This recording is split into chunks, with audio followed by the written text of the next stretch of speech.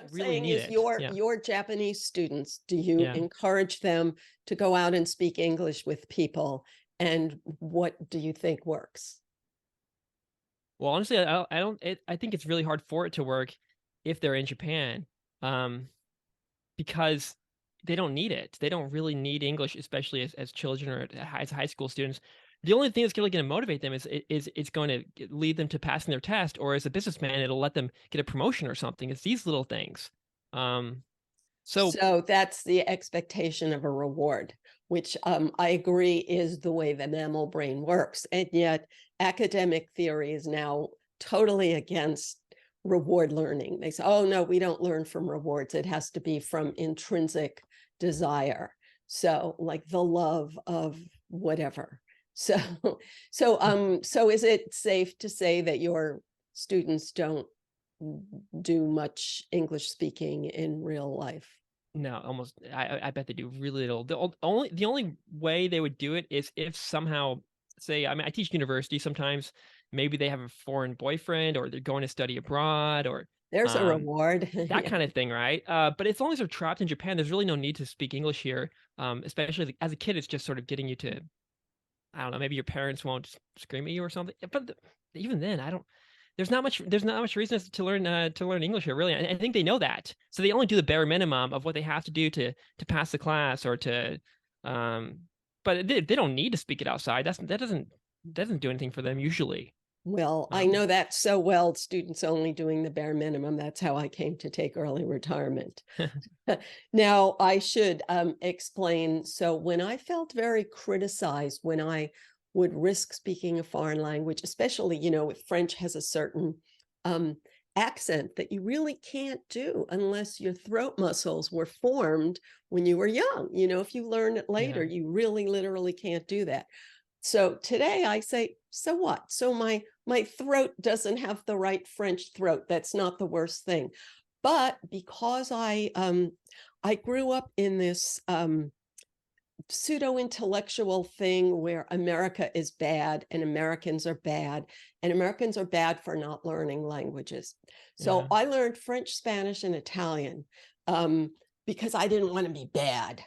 But then as soon as I would speak them, people would instantly shift to English. So I took that as a total rejection of like, they don't understand what I'm saying.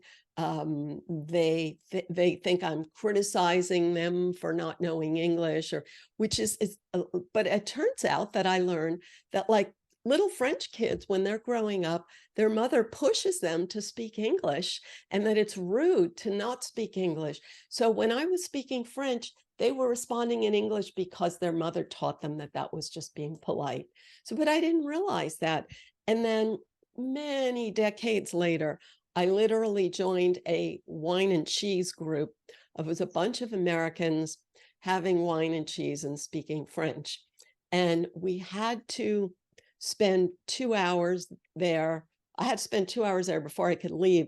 So I just talked because there was nothing else to do. So that's how I learned to speak French in the sense of really speaking it. Yeah, when your needs are actually attached to it, like if it's survival, if someone throws you into some Mexican desert and you have to get out, you're gonna learn Spanish if that's the only way. So, like, while like maybe these students of mine are not learning English so well, it's not very efficient the way they're learning. The way I can learn Japanese, that's a whole other story. If you're living in a Okay, tell country, us that story. if you're living in Tell a us country that that, story, but leave out the X-rated rewards. You could just oh yeah, yeah, of course. Um,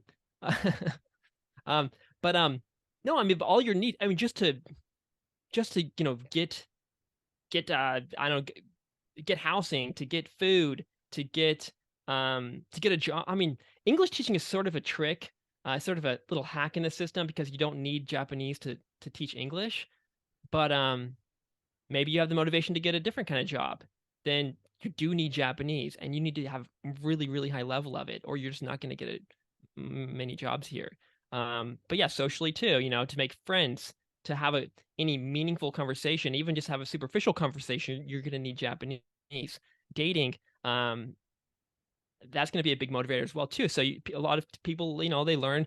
I think the people who learn Japanese the best is one, they it's just the more they need it. So one, maybe their job depends on it. Like they need it at work, so they will learn it because that's their money, that's all their resources. Or two, What about maybe you? So how yeah. much effort have you put into learning Japanese? And Well, I think if I put in the effort that is required, I'm just like those students. I'm doing the bare minimum that I have to, but I'm living in a world where Japanese is much more useful than their English is in Japan. So I'm up to the level where I can have friends. I can talk on the phone for a couple hours. I can have a girlfriend who doesn't wow, speak English and like that. wow.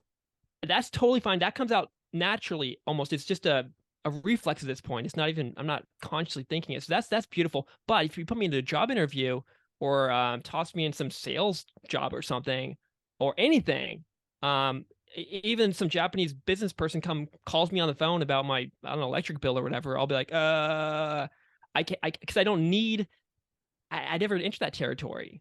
I've been Yep. teaching English, and that's been a sort of a crutch and sort of a level barrier. Well, it's also context, like in a certain, yeah, like if there's a context where there's a vocabulary you don't know, you won't Yeah. believe what I'm doing tomorrow. I often have chat groups on Zoom to discuss my work. And so many of the people who showed an interest were actually native Spanish speakers. So I started having one in Spanish. Yeah. So the bottom line is that I speak Spanish well enough to talk about my work because that's a certain vocabulary that I know. But when people in the group speak to each other, I don't understand them because I don't know what they're saying, and maybe they have a different accent and they go too fast, obviously. So, yeah, so then once you don't understand something, you get nervous, and that makes it so hard to then continue. So that's it. So it's just controlling the the cortisol. And it's really hard to sort of disconnect from that. This might be one case where it's sort of the mind body split or the uh, sort of disengaging from the body might be useful, but you can't just tell someone, oh, just ignore the heart beating and ignore that freaking. But I guess there's things you could do. Like we hear all these things, I don't need to repeat them about breathing and I don't know, sleep and stuff. But yeah, maybe it helps. But still, you made an earlier point about the phonemes or the sort of sounds, the muscle movements and stuff with language. Some languages have just a larger repertoire of movements. Like French has a lot of has a few consonants that English doesn't have, has a bunch of vowels that we don't have. But there's some languages like Hawaiian where there's only Mm, 14 possible sounds. Even mhm. I think this is another reason why maybe Japanese Yeah. people have trouble Yeah. learning because Japanese only has 5 vowels, the typical I, A, O, U, and Mhm. 15 consonants, so 20 sounds. Where English has 20 vowels, so it's Mhm. overwhelming. Yeah. Muscular, they don't have the muscle memory. They don't have that. It's a Exactly. hard instrument to learn. It is. You're learning this Mhm. freaking wind instrument. Exactly. These muscles develop when you're young, and then you just don't. It really You can't. know, So what I'm interested in is, so when you learn Japanese, did you do it through what I call the fun method, where you're watching television, you're going out, or did you do it? And I'm not again like from rote yeah. study. I'm not saying that either is right or wrong, but did you do it like passively or methodically? I did it passively. I just went out into the world and I just looked around and I talked to people and I never even really got into the movies and the music and stuff really. I just went out into the world and talked to people and when I saw something I didn't understand, I would use Google Translate or something and I'd try to figure it out. And then But you had to learn the characters and everything. I mean yeah, that. the alpha, the characters you kind of have to do rote learning for that. Yeah. Wow. Yeah. Had you already learned the Korean characters? Yeah, I'd Language? already learned the Korean Right. characters, but Korean's like much simpler, at least in terms of the symbols. There's only less than 30 of them. Oh, With but this interesting thing about kanji, about the Chinese characters in Japanese, those are like how the kids learn it usually is they just repeat, and they have to just draw it a million times basically. mm, It's just like follow the rules. But I that didn't work for me. I just yeah, like it was not fun. Um, and therefore I only maybe know 1,000 of them. But still, how did I learn those? I didn't learn them from tracing in the book. I learned them from text messaging. I learned them from walking around and if you see them, even if you're not drawing it you're kind of drawing it with your eyes. You're seeing it on this signage or in the text message or something. And if you see it a billion times and it's you need to understand it to meet the person or to order the food, you're going to like get a shortcut and just start remembering it To find the automatically. restroom. Yeah. Yeah, it's crazy. Even adults can do this. You know, we know children have this sort of this open plastic brain where it all comes in. But even in adults, I think if you're in a very immersive environment where you're sort of flooded in all these neurochemicals because of the novelty and because of the need to get things done, uh, you can learn really quickly, actually. And if not, just stay there for a long time, just stay there longer, and it'll start coming in. And that's magical. Mm. But there's That still limits, you reminds know. me of, I'm not going to learn the kanji for I don't know, some weird business word or some sciencey word because that just doesn't appear in the world. yeah, exactly. Although people who want to learn things, they often make little signs and post them all over their house Oh because, yeah. again, then they're getting the repetitions just as they're going through their day because they're seeing it everywhere. So repetition is important. And Yeah. I think finding fun ways to weave the repetitions into your life helps you do it. Yeah. So I think it's interesting that in French, there's an expression of when you ask someone how they learned English, and on the pillow is an expression. I learned on the pillow. That Yeah. means Yeah. exactly that you learned from a boyfriend or girlfriend. Although, as you say, it's getting the date can be at least as important in the motivation. I hate these dating apps. I've basically deleted them all because they're just they just hack your brain and I don't know, and this is just a waste of time. But there are some of these there's a lot of these Japan has a lot of their native applications. Like there are certain applications, dating or otherwise, that the world shares. You know, Japan likes to make their own applications for everything. You know, and they're like have their little silo. And the same thing in the dating market. But these dating apps are because 99% of the people here are Japanese. Like sometimes you can't even copy and paste to put into translate because why would you even need that, right? They don't think about these features, and people are writing in kanji and they're writing in Japanese, and just to have the conversation, sometimes you have to speak, you have to write Japanese, and then now I don't even have the crutch of Google Translate sometimes because I can't copy and paste it, or I can't screenshot it because there's privacy reasons, and they don't think about all these things. So Oh basically, my. or you can use other apps. But honestly, I've deleted them all by now anyway because they're just like wasting my time. But there's like little things like that. So yeah, just getting to the date sometimes can require Japanese. There are a lot of people who can speak English, especially that sort of age range because they also have motivations, right? Because Will the app allow you to enter in English, yeah, in Romanji? yeah. Okay.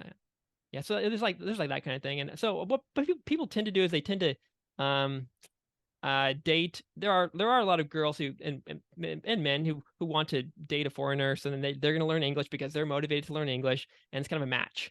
But it tends to be the women tend to be better at English than the men because I don't know. There are more foreign men here than women. That's not another interesting dynamic going on. Hmm. Yeah. Hmm. Well, anyway, what I think is interesting is a lot of people go on study abroad programs. And I was always against those because usually you go with people from your home country, often your home university, often friends.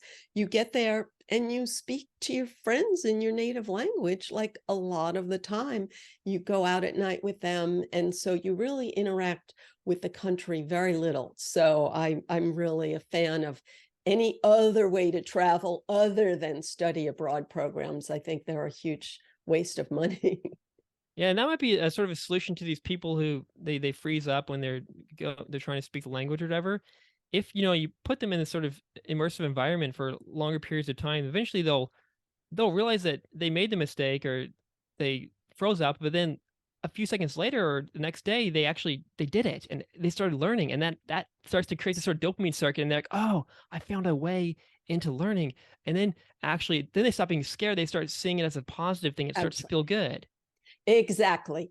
Even if you try to speak and you feel nervous in that moment, that just a small success that retroactively you accumulate all of these small successes, and that builds a dopamine pathway that says, I can do it. And then your Yeah. positive expectation pathway grows bigger than your negative expectation pathway. And that's all there is to it. And all that matters is just taking a step, as opposed to like, oh, there's a lot of like BS going on about like people showing off what their level is and, competing for a certain level, and That that's not it. It's just communicating with the person in front of you. that's actually